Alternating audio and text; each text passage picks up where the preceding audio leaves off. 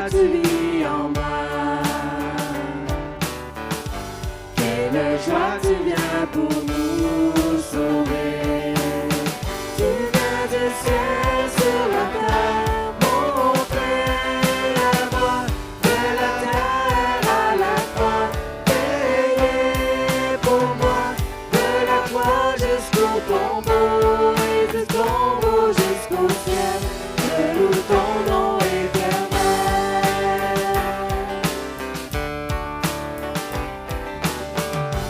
Je loue ton nom éternel. Seigneur, je célèbre ta bonté. Quelle joie tu vis en moi. Quelle joie tu viens pour nous sauver. Tu viens du ciel sur la terre, montrer la voie de la terre à la croix, payer pour moi de la croix jusqu'au tombeau et du tombeau jusqu'au ciel. Je loue ton nom éternel. Tu viens du ciel sur la terre, montrer la voie de la terre à la croix, payer pour moi de la croix jusqu'au tombeau et du tombeau jusqu'au ciel. Je loue ton nom éternel. Je loue ton nom éternel.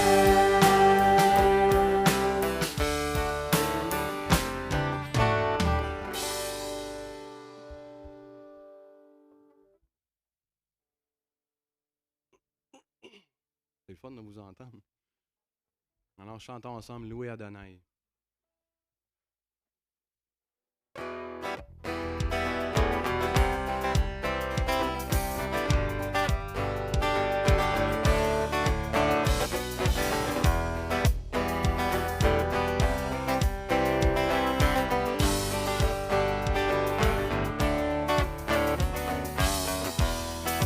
Qui est semblable au lion à l'agneau, assis sur le trône.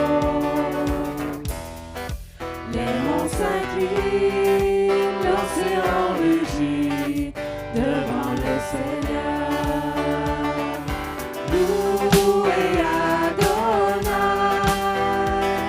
du lever du soleil jusqu'à la fin du jour.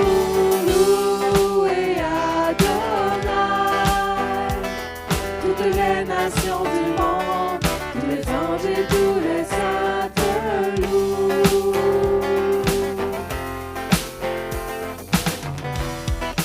Qui est semblable au lion à l'agneau, assis sur le trône.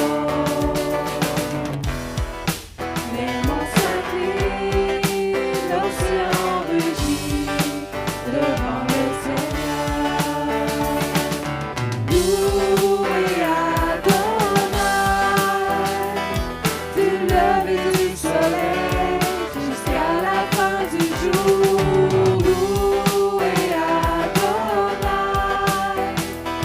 toutes les nations du monde, tous les anges et tous les saints te louent. Adonai, du lever du soleil jusqu'à la fin du jour. Louez Adonai, toutes les nations du monde, tous les anges et tous les saints te louent.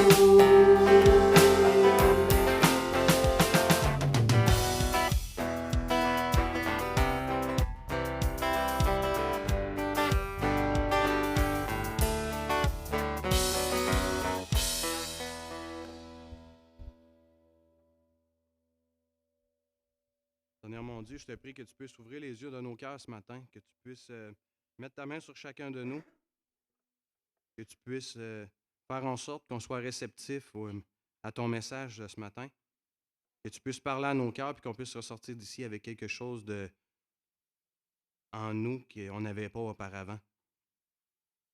Alors, pour les prochains chants, Seigneur Dieu, on veut te remettre dans tes mains. On veut les chanter comme une prière. Et Seigneur, fais que ce soit agréable à tes yeux. Dans ton nom qu'on te prie. Amen.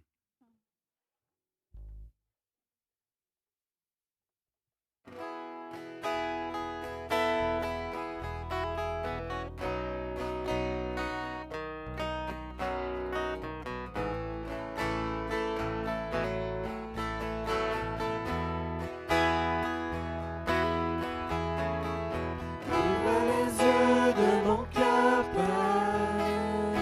Ouvre les yeux de mon cœur. Je désire te voir. Je désire te voir. Ouvre les yeux de mon cœur, Père. Ouvre les yeux de mon cœur. Je désire te voir. Je désire te voir. Élevé au plus haut des cieux, rayonnant de l'éclat de ta gloire, répand ton amour, ta force, alors que nous chantons, tu es saint. Ouvre les yeux de mon cœur, Père. Ouvre les yeux de mon cœur. Je désire te voir. Je désire te voir. Ouvre les yeux de mon cœur, Père. Ouvre les yeux de mon cœur. Je désire te voir. Je désire te voir. Élevé au plus haut des cieux, rayonnant de l'éclat de ta gloire, répand ton amour, ta force, alors que nous chantons, tu es saint. Tu es saint, tu es saint. Tu es saint, tu es saint. Tu es saint, tu es saint. Je désire te voir.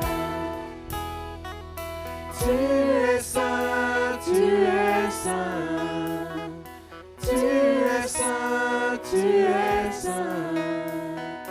Tu es saint, tu es saint. Je désire te voir. Et les anges acclament. Tu es saint, l'univers proclame. Tu es saint, tu es glorifié. Dieu très saint, à jamais tu es saint.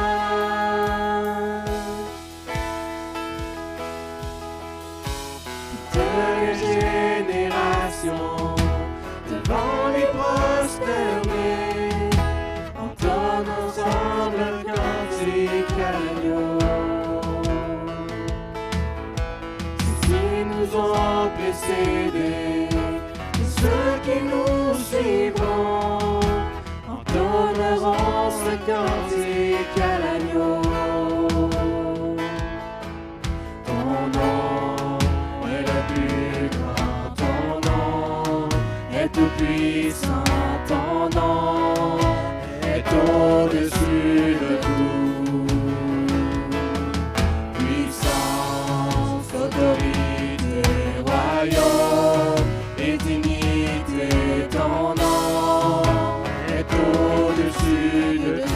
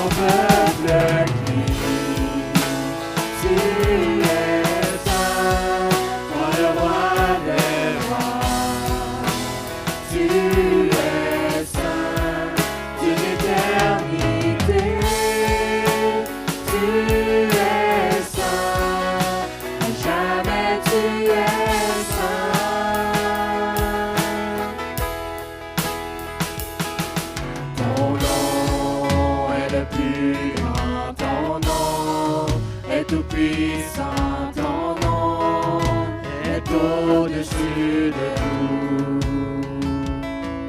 Puissance, autorité, royaume et dignité, ton nom est au-dessus de tout.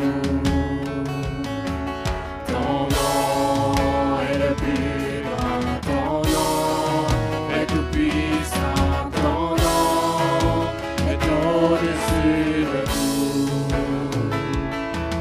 Puissance, autorité, royaume et dignité, ton nom est au-dessus de tout.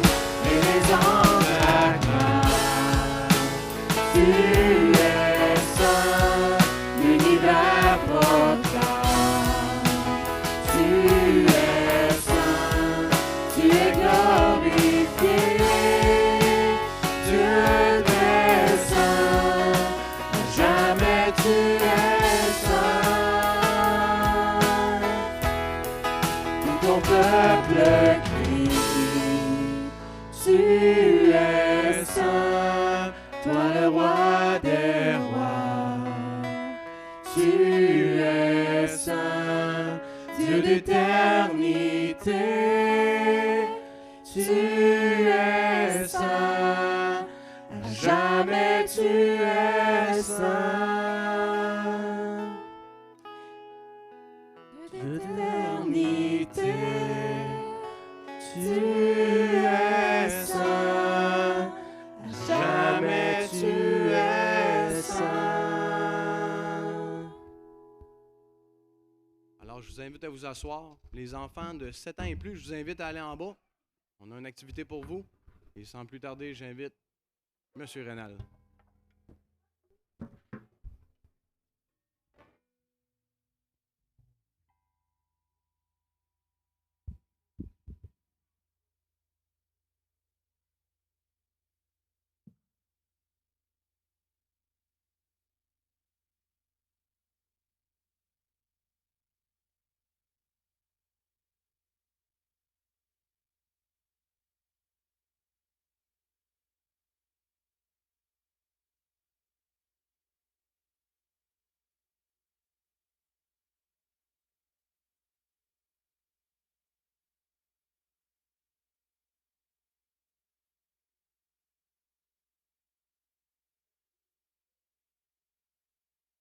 Bonjour à tous.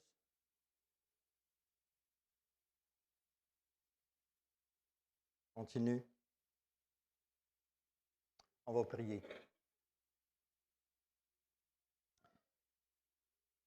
Seigneur, on vient de chanter « Tu es saint ». On est conscient que c'est uniquement à travers ton Fils bien-aimé, le Seigneur Jésus-Christ, qu'on peut nous approcher de toi, nous te parler, te prier.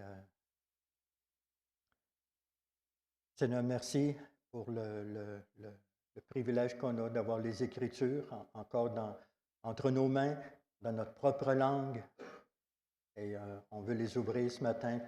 Mais surtout, Seigneur, on veut ouvrir nos cœurs pour te laisser nous parler à travers ta parole.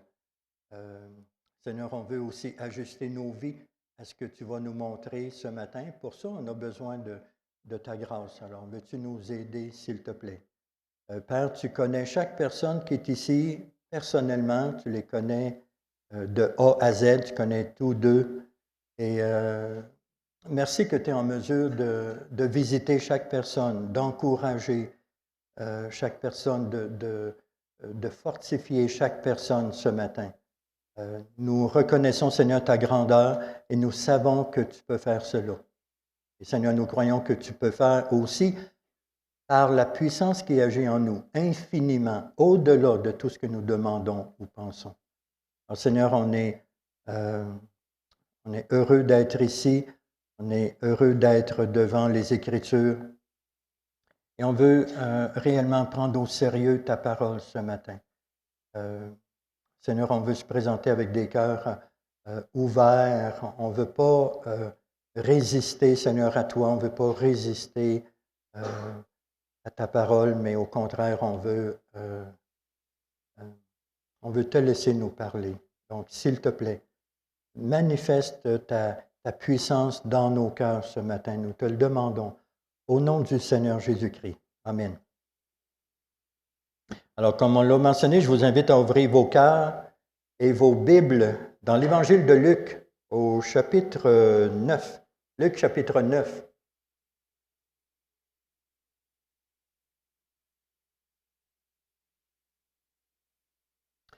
Luc 9, 18. Un jour que Jésus priait à l'écart, ayant avec lui ses disciples, il leur posa cette question.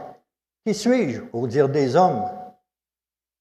Ils répondirent « Jean-Baptiste. » Les autres, Élie.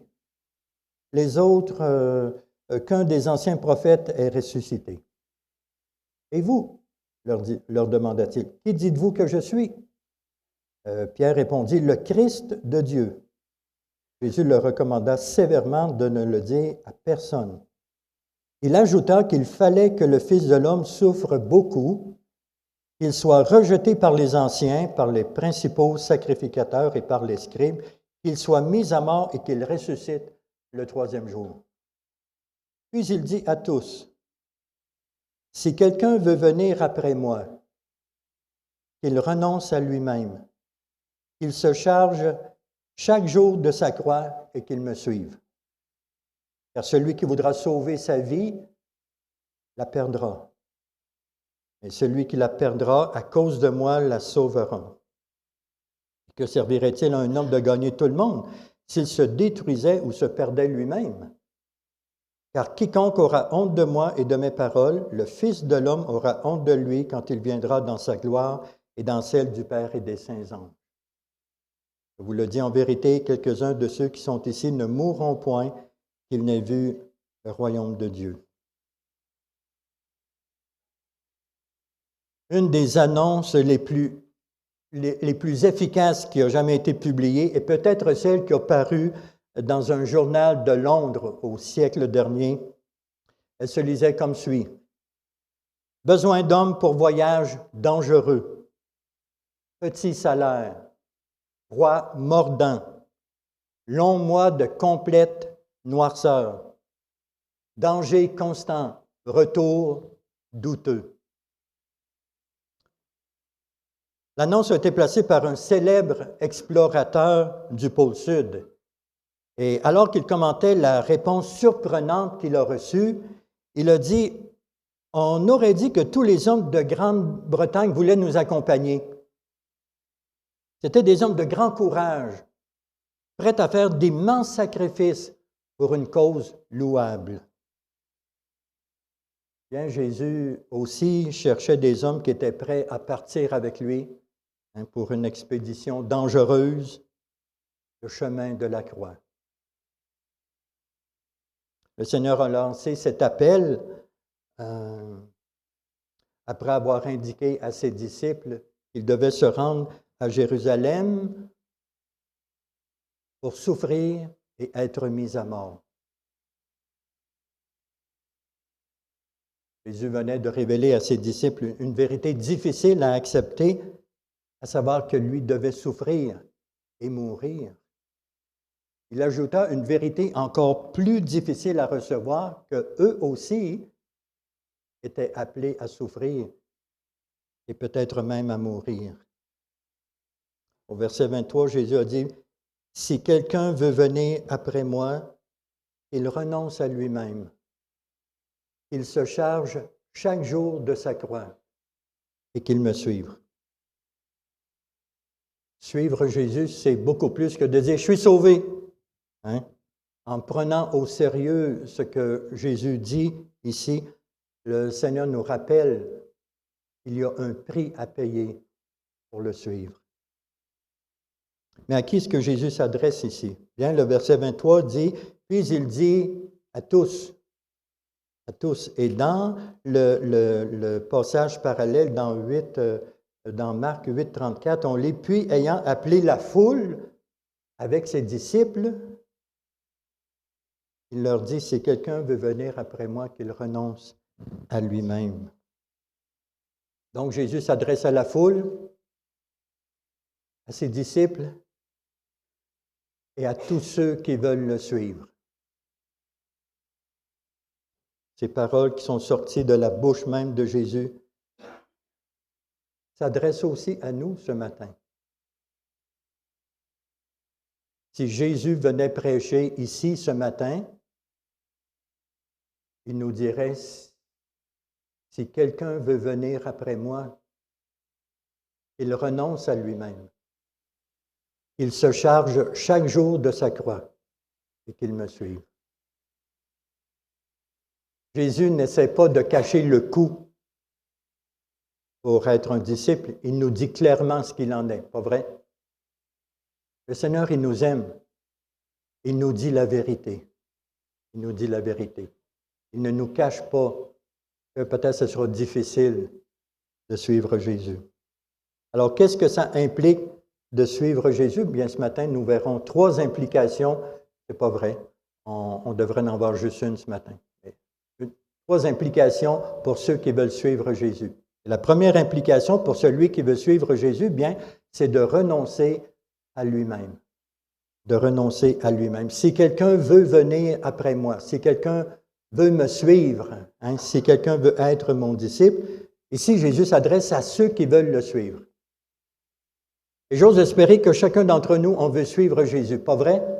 C'est la raison pour laquelle on est ici. Sans ça, pourquoi est-ce qu'on viendrait ici?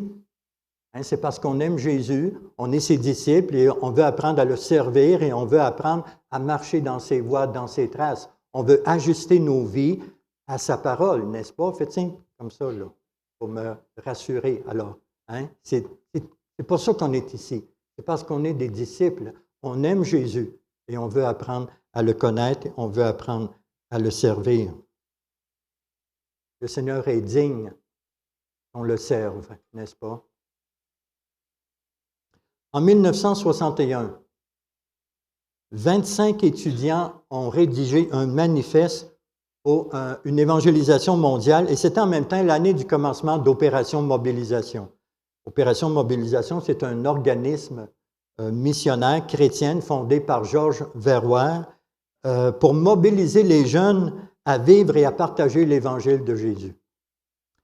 Et donc, ces 25 étudiants ont rédigé un manifeste pour une évangélisation mondiale. Et j'aimerais vous lire une partie de ce qu'ils ont écrit, puisqu'on parle de renoncer à soi-même.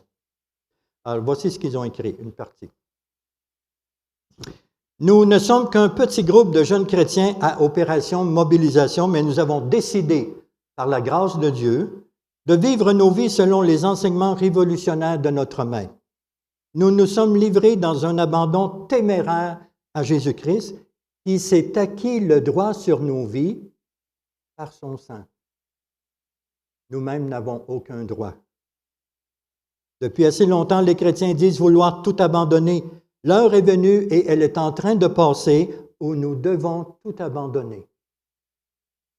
Jésus-Christ doit être le maître absolu et de notre temps et de notre argent. Nous devons livrer nos possessions, notre confort, nous passer de nos bons repas et de notre sommeil. Nous devons vivre du strict minimum pour faire avancer sa cause. Jésus-Christ est digne de notre tout. Nous devons être prêts à souffrir pour lui et le regarder comme une joie, à mourir pour lui et le considérer comme un gain. Face à la guerre spirituelle actuelle, tout ce qui n'est pas consécration absolue doit être considéré comme une insoumission à notre Maître et une raillerie à sa cause. Voilà notre engagement. Et nous allons de l'avant jusqu'à ce que chaque homme ait entendu l'Évangile. Nous devons te dire, chers frères chrétiens, que nous sommes ressuscités avec Christ. Nous cherchons les choses d'en haut, où Christ est assis à la droite de Dieu. Nous affectionnons les choses d'en haut, et non celles qui sont sur la terre. Car nous sommes morts et notre vie est cachée avec Christ en Dieu. Fin de la citation. Si quelqu'un veut venir après moi, dit Jésus, il renonce à lui-même. Renoncer, ça veut dire abandonner volontairement ce qu'on a, abandonner un droit sur quelque chose, se priver de, se défaire de, se dépouiller. J'ai lu que le mot grec original pour renoncer signifie refuser de s'associer avec. Refuser de s'associer avec. L'idée, c'est que si vous voulez être un disciple de Jésus, vous devez refuser de vous associer avec la personne que vous êtes. Vous autres, vous-même.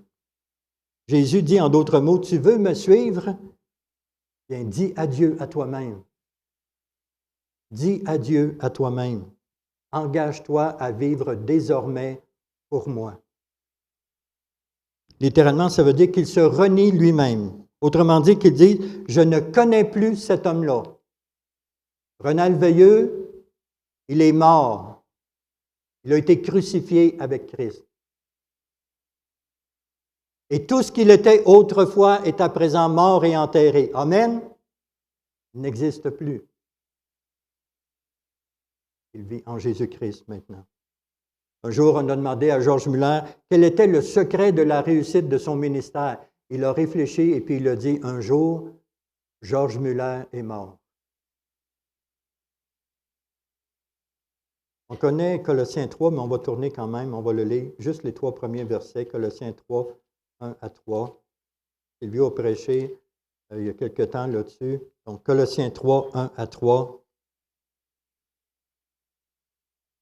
Donc, si donc vous êtes ressuscités avec Christ, cherchez les choses d'en haut, où Christ est assis à la droite de Dieu, attachez-vous ou affectionnez-vous aux choses d'en haut et non à celles qui sont sur la terre.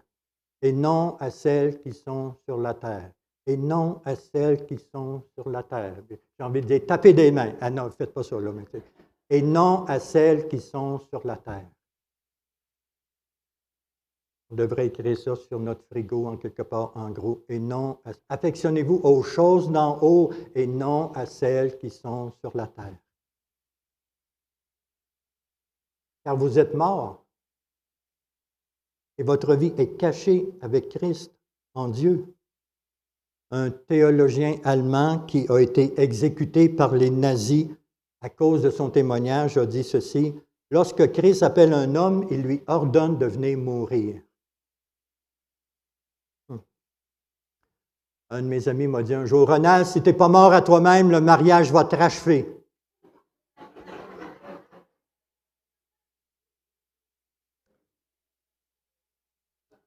Et moi, je suis encore célibataire, c'est peut-être pour ça que je suis encore vivant. Hein? Mais rassurez-vous, le Seigneur a d'autres moyens pour m'amener à mourir à moi-même. Un jour, j'ai entendu un prédicateur dire, le Seigneur nous appelle à mourir à nous-mêmes, mais on ne veut pas mourir, pas vrai? Alors, il utilise un frère marteau, une sœur clou pour nous crucifier. Le Seigneur trouve d'autres moyens de nous amener à mourir à nous-mêmes. Renoncer, c'est de dire non à nos intérêts égoïstes. Renoncer au moins, c'est de dire non à tout désir égoïste. Dans un de ses livres, Gladys Nash raconte l'histoire d'une panne de voiture qu'elle a faite un jour sur l'autoroute. Après avoir attendu assez longtemps, elle a vu un véhicule de service approcher et elle a crié au chauffeur de s'arrêter. En examinant sa voiture, il a vite découvert le problème. Elle avait besoin d'un nouveau tuyau pour l'eau. Alors, il lui a dit qu'il allait aller en chercher un pour le remplacer et qu'il viendrait pour l'installer. Gladys a entendu longtemps. Longtemps. Mais l'homme ne revenait pas. Elle s'est dit, il m'a complètement oublié. Mais finalement, il est arrivé. Parfaitement exaspérée, elle lui a demandé, mais où étiez-vous donc pendant tout ce temps-là? Bien, elle a dit, eh bien, j'ai dû aller chez nous pour dîner. Elle a dit, mon dîner, franchement, hein, quel service? Ça n'a pas de bon sens. Vous voyez, les actions de ce mécanicien ressemblent beaucoup, trop souvent, à la façon dont bon nombre d'entre nous servent le Seigneur. Trop souvent, nous plaçons notre moi en premier, nos désirs personnels, notre confort, nos plaisirs. Pas vrai?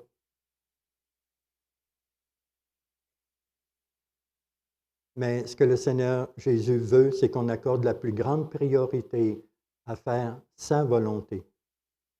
Il cherche des disciples prêts à le servir avec désintéressement. Avec désintéressement. Si quelqu'un veut venir après moi, dit Jésus, qu'il renonce à lui-même, qu'il ne s'occupe plus de son petit moi, là. Hein? Qu'il dise non à son moi. La version français courant a traduit « Si quelqu'un veut venir après moi, qu'il cesse de penser à lui-même. » C'est clair, hein? Qu'il cesse de penser à lui-même. Renoncer à soi-même, selon le dictionnaire des mots et des expressions de la Bible, c'est ne plus considérer ses propres intérêts. Si quelqu'un veut venir après moi, il ne considère plus ses propres intérêts. Et on pense à Philippiens 2,4, n'est-ce pas, qui dit que chacun de vous, au lieu de considérer ses propres intérêts, considère aussi ceux des autres. Renoncer à moi-même signifie me soumettre si complètement à la seigneurie de Christ que le moi n'a plus aucun droit ni aucune autorité. Ça signifie que le moi accepte de descendre de son trône. On ne veut pas que ce soit notre moi qui soit sur le trône de notre cœur, n'est-ce pas? On veut que ce soit le Seigneur. Si quelqu'un veut être mon disciple, dit Jésus, il faut qu'il me suive dans la voie du renoncement et de la croix. Être disciple, ça coûte quelque chose, n'est-ce pas? On doit être prêt à renoncer à nous-mêmes, à souffrir, si nécessaire, à dire non au péché, à dire non à notre moi égoïste. Beaucoup disent « Je veux suivre Christ ». Beaucoup disent ça, mais en fin de compte, ils ne le font pas. Pourquoi? Et parce que Jésus a clairement dit que nous devons renoncer à nous-mêmes. Pour suivre Jésus, il faut renoncer à nos propres désirs et vivre selon les désirs de Christ. Avant d'être chrétien, on vivait pour nous-mêmes. Pas vrai? À partir du moment où on a donné notre cœur, notre vie à Jésus, bien, on veut vivre uniquement pour lui.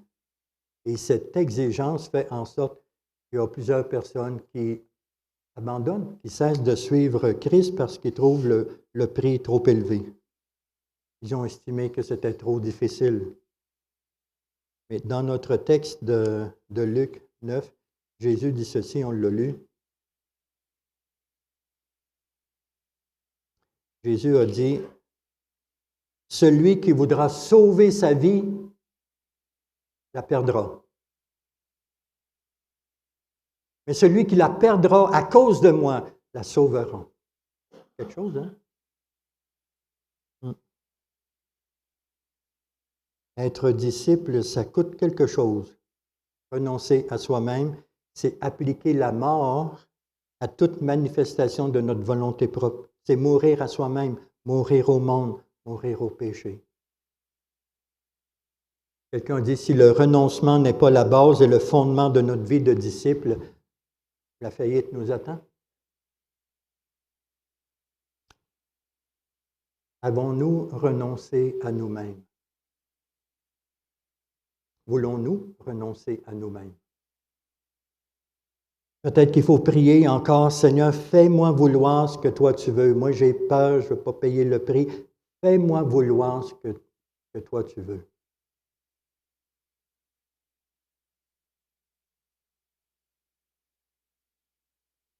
Sommes-nous prêts à renoncer à nous-mêmes? C'est nécessaire si on veut suivre Jésus. Et quelqu'un pourrait dire, Ronald, ça n'a pas de bon sens, tu ne peux pas prêcher ça un matin alors qu'il y a des non-chrétiens dans la salle. Ils ne voudront jamais se convertir, voyons donc, tu ne peux pas faire ça. Bien, s'il y a des non-chrétiens dans la salle, et c'est possible qu'il y en a, j'aimerais vous dire que le Seigneur vous aime profondément, il l'a prouvé à la croix, mais voici ce que ça coûte de suivre Jésus. On ne veut pas diluer l'Évangile, pas vrai? On ne veut pas faire de compromis avec l'Évangile. On ne veut pas juste dire, oh, donne ta vie à Jésus, puis tout va bien aller. C'est pas vrai. C'est pas vrai. Et on ne veut pas faire de compromis avec l'Évangile. Vous savez, quand on fait des compromis, parfois on se laisse assimiler par les compromis. Vous vous souvenez de cette histoire-là? L'homme est à la chasse, il arrive face à face avec un ours. Puis l'ours, il dit, attends! Il y a certainement moyen de parler. Alors, ils se sont assis. Ils ont commencé à discuter. Et le chasseur a dit à l'ours, « Qu'est-ce que toi tu veux, l'ours? » Ben, il dit, « Moi, c'est sûr, j'aimerais ça avoir le ventre plein. » Puis l'ours, il a dit au chasseur, « Qu'est-ce que toi tu veux? » Ben, il dit, « C'est sûr, moi, j'aimerais ça avoir un manteau de fourrure. » Alors, ils ont parlé quelques minutes. Et quelques minutes plus tard, l'ours est reparti tout seul. Il avait le ventre plein, puis l'homme avait un manteau de fourrure.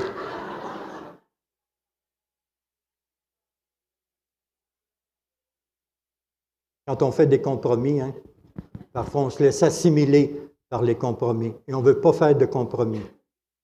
On veut dire aux gens, à tous ceux qui sont ici, le Seigneur vous aime, mais il y a un prix à payer pour suivre Jésus. On ne veut pas diluer l'Évangile puis dire que tout est beau quand on se convertit. Ce n'est pas vrai. Oui, c'est vrai qu'on va goûter à la vie en abondance, mais c'est vrai aussi qu'il y a des temps difficiles. Il y a des temps difficiles. Mourir à soi-même, là, c'est pas facile. C'est pas facile. Luc 14. Non seulement nous sommes appelés à renoncer à nous-mêmes, mais en Luc 14, verset 33, Jésus dit ceci. Attention, ça va donner un grand coup.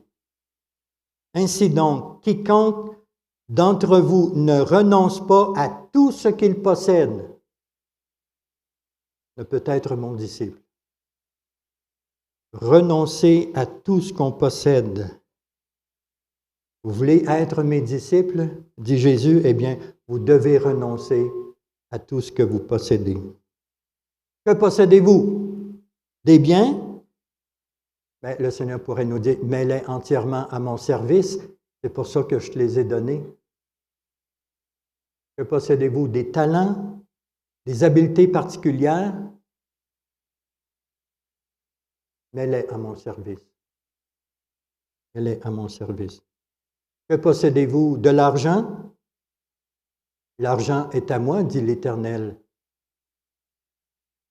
Agé ou Agé, Agé 2.8, c'est là qu'on retrouve ça. Mettez-en à ma disposition pour mon service, pour l'Évangile. Que possédez-vous? Du temps? Utilisez-le sagement pour ma cause. Ainsi donc, quiconque d'entre vous ne renonce pas à tout ce qu'il possède ne peut être mon disciple. Autrement dit, Jésus dit, je veux des disciples consacrés, prêts à se départir de tout, s'il le faut. Renoncer à nous-mêmes, ce n'est pas quelque chose qu'on fait une fois pour toutes. C'est quelque chose qu'on doit faire chaque jour. Chaque jour. Quelqu'un dit, le problème avec la vie chrétienne, là, c'est qu'elle est tellement quotidienne. On doit recommencer à chaque jour. Il renonce à lui-même, on pourrait dire qu'il renonce à lui-même chaque jour. C'est un renoncement quotidien. Frères et sœurs, est-ce que c'est nécessaire de nous rappeler que nous ne pouvons pas par nous-mêmes faire ça? Ça ne marche pas, on n'est pas capable de renoncer par nous-mêmes, on a absolument besoin de l'Esprit de Dieu qui habite en nous. Je parle si vous êtes chrétien, si vous avez reçu l'Esprit de Dieu. C'est uniquement avec l'aide du Saint-Esprit qu'on peut arriver à faire ça. Par nous-mêmes, ça ne marche pas, zéro pin barre, ça ne fonctionne pas. C'est vraiment avec l'aide du Seigneur qu'on peut arriver à renoncer à nous-mêmes. C'est un renoncement quotidien, mais heureusement, on peut compter sur l'Esprit de Dieu qui nous rend capables de renoncer à nous-mêmes. Donc, la première implication pour ceux qui veulent suivre Jésus, c'est de renoncer à lui-même. La deuxième, c'est de se charger chaque jour de sa croix. Et la troisième, c'est de suivre Jésus. Mais Dieu voulant, on va voir ces deux points-là le 18 août, si je suis encore en vie et si je reviens ici. Mais j'aimerais revenir sur les 25 étudiants qui ont rédigé ce manifeste pour une évangélisation mondiale. Lorsqu'ils ont écrit « Nous affectionnons les choses d'en haut et non celles qui sont sur la terre, car nous sommes morts et notre vie est cachée avec Dieu », ça m'a fait penser à un texte de Romains chapitre 6 dans la version Parole vivante. Et je l'ai mis pour qu'on puisse le voir. Donc, j'aimerais le lire. « À vous de prendre la même attitude. Vous êtes morts vis-à-vis du péché. Considérez-vous donc comme des morts à l'égard de ses appels? Votre relation avec lui est rompue. Regardez-vous d'autre part comme vivant pour Dieu dans une communion ininterrompue avec lui, puisque vous êtes en Jésus-Christ, notre Seigneur. Ne permettez donc plus au péché d'exercer sa domination sur votre corps mortel, ni de se servir de vos membres pour vous asservir à ses convoitises. Son règne sur vous est fini. Yes. Refusez donc de lui obéir et de céder aux désirs de vos passions. Vous n'avez plus le droit de mettre vos membres à la disposition du péché, ni de placer vos facultés à son service. Il s'en servirait comme arme contre Dieu. Présentez-vous plutôt vous-même à Dieu et placez-vous une fois pour toutes à sa disposition. Offrez-vous entièrement à lui. N'avez-vous pas été arraché à une mort certaine et ressuscité à une vie nouvelle?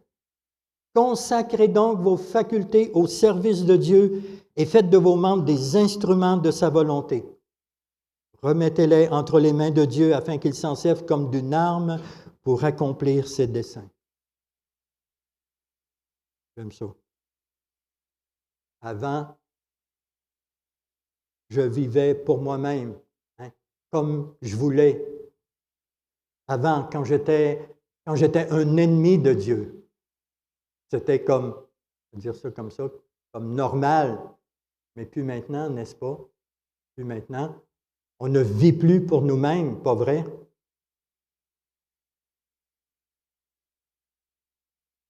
Est-ce que je dirige encore ma vie comme je l'entends? Est-ce que je fais ce que je veux quand je veux? On a certainement besoin d'apprendre à renoncer à notre propre volonté pour nous soumettre à la sienne. C'est comme si Jésus dit, je veux des disciples consacrés qui sont prêts à se départir de tout s'il le faut. Je veux des disciples qui veulent suivre sans détour, sans réserve, sans regret. J'ai lu en quelque part que le mot disciple revient 264 fois dans les 4 évangiles et les actes. 264 fois. La vie chrétienne est vraiment une vie de disciple, une vie de renoncement à tout ce qui peut nous retarder dans notre obéissance envers le Seigneur. Alors, quand on considère attentivement celui qui a accepté d'être séparé de Dieu pour que nous ne soyons jamais séparés de lui, renoncer à ce qui pourrait compromettre notre relation avec lui, il me semble que ça ne devrait pas trop être compliqué, n'est-ce pas? Jésus est mort pour subir à notre place la colère de Dieu que nous méritions à cause de nos péchés. La foi en lui, la foi en Jésus exige que nous soyons prêts à renoncer à nous-mêmes pour le suivre. Pour le suivre. À quoi est-ce que le Seigneur t'appelle à renoncer? J'ai prié ça ce matin, Seigneur, à quoi est-ce que je dois renoncer aujourd'hui? On va voir. Il ne suffit pas d'être prêt à renoncer à tout, encore, il faut le faire, n'est-ce pas? Et s'il est le roi, comme on chante souvent, il a tous les droits, n'est-ce pas? Il a tous les droits.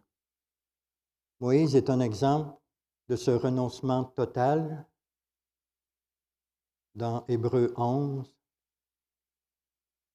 Dans Hébreu 11, on va lire les versets 23 à 28. Hébreu 11, 23 à 28. C'est par la foi que Moïse, à sa naissance, fut caché pendant 3 mois par ses parents, parce qu'ils virent que l'enfant était beau et qu'ils ne craignirent pas l'ordre du roi. C'est par la foi que Moïse, devenu grand, refusa d'être appelé fils de la fille de Pharaon. Moïse a renoncé à la renommée de l'Égypte.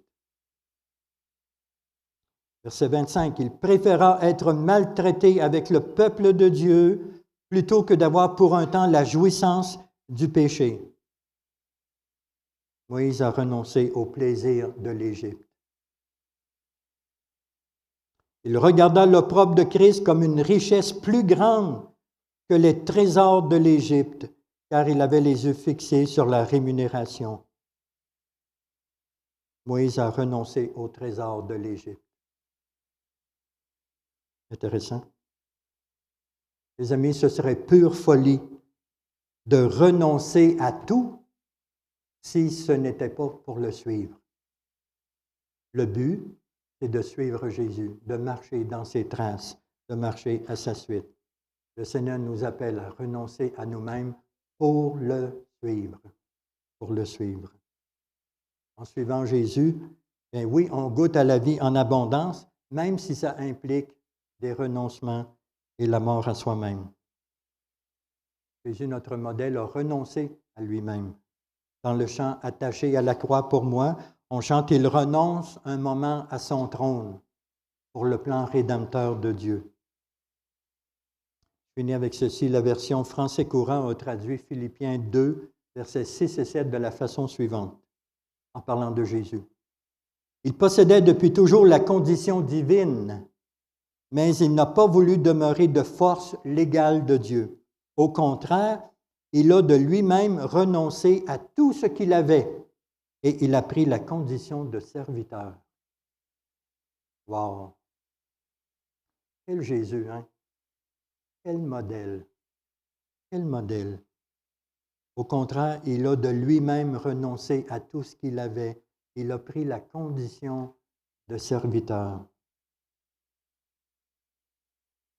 Romains 15,3 dit que Christ n'a pas cherché ce qui lui plaisait. Il est notre modèle. Bien-aimés, le Seigneur nous appelle à renoncer à nous-mêmes pour le suivre. Maintenant, quand on écoute une prédication, ce n'est pas comme quand on regarde un film et puis qu'on ferme l'écran et puis qu'on va se coucher. Quand on écoute une prédication, on doit répondre. On doit répondre à ce que Dieu nous a dit ce matin. Qu'est-ce que Dieu vous a dit ce matin? Qu'est-ce que Dieu a parlé à votre cœur? Qu'est-ce qu'il vous a dit? On doit répondre à ça.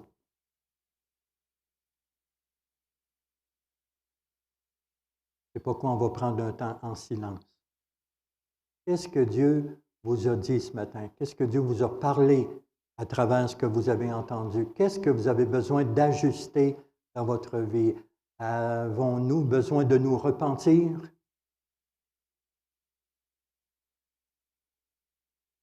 On ne peut pas écouter un message puis s'en aller puis dire « Ah, c'était bon, tu nous as fait rire encore, c'est le fun. » C'est plus sérieux que ça. Tout à l'heure, on a chanté que Dieu est saint. Et ce n'est pas quand Jésus dit « Si quelqu'un veut venir après moi, qu'il renonce à lui-même », ce n'est pas Joe Blow qui dit ça. Ce n'est pas quelqu'un qu'on a vu sur la rue, c'est Jésus-Christ. Celui qui est mort sur une croix pour nous, c'est lui qui dit ça. C'est lui qui demande qu'on le suive, c'est lui qui demande, c'est lui qui nous invite à renoncer à nous-mêmes. Qu'est-ce que tu vas faire avec ça? Dis-le au Seigneur en silence maintenant, et je vais terminer.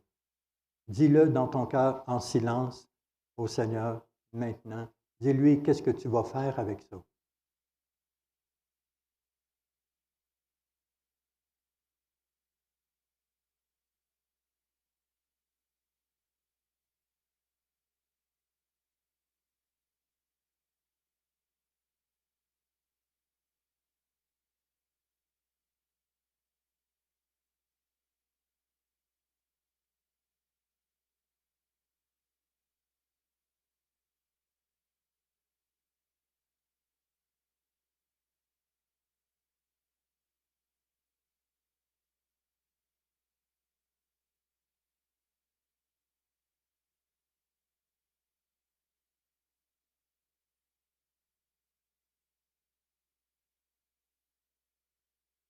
Seigneur, on reconnaît qu'il y a des paroles dans les Écritures, il y a des vérités qui viennent nous heurter, qui nous déstabilisent, qui parfois nous rend inconfortables.